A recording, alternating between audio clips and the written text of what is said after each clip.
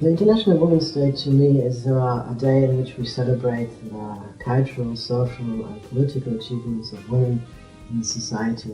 But it's to me more importantly a reminder of the precious value of justice, civil rights, equality, I think, in societies of the 21st century. In particular in moments when I feel that overcome role models and stigmata of past centuries are re-emerging on the political agenda in many countries.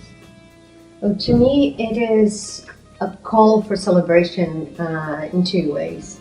And the first way is it calls us to honor those who came before us and who actually fought, and many of them lost their lives fighting, struggling for inclusion in diverse areas of societal life, whether economic or political.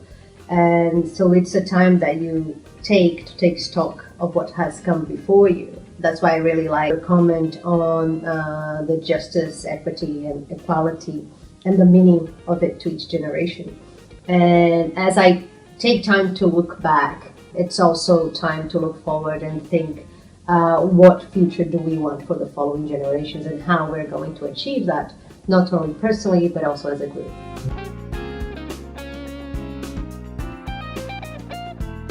I think in particular interesting, I think if we reflect on our work on cities in, for example, Sub-Saharan Africa, I mean, if one needs to focus one key area where really this agenda needs to be more fostered, I would, for example, see land markets, the access to land.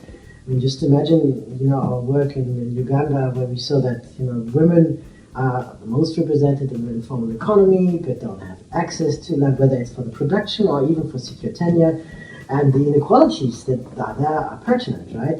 And so I feel, in these moments, one could really, continue the agenda because it's not yet over. Or am I mistaken?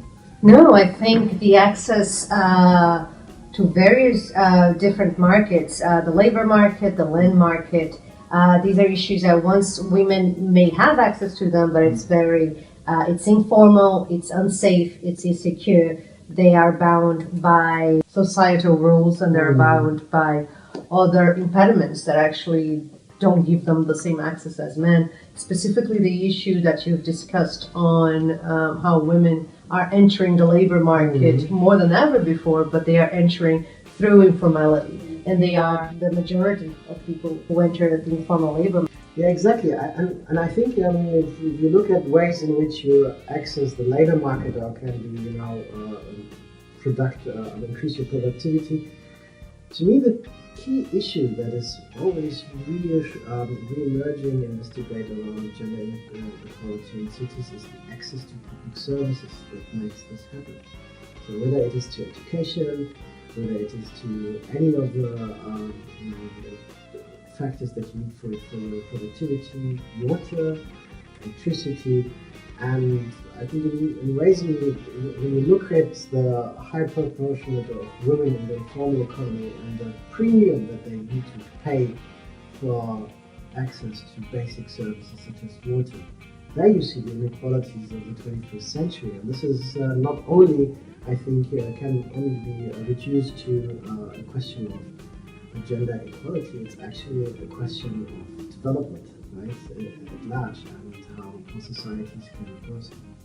And justice as well, ultimately, because cities, the way that they have been designed for the past millennia, is there is one specific user and one specific profile that capitalizes on how close work is, or how how easy it is to get water or to get food, but women have been forgotten on that history. And then so there is a big catching up to do in making cities responsive to the needs of women as well. So as you said, it's not just about development, but I also think about equity and ultimate justice for making that you get cities to actually harness the potential of men and women in what they can achieve.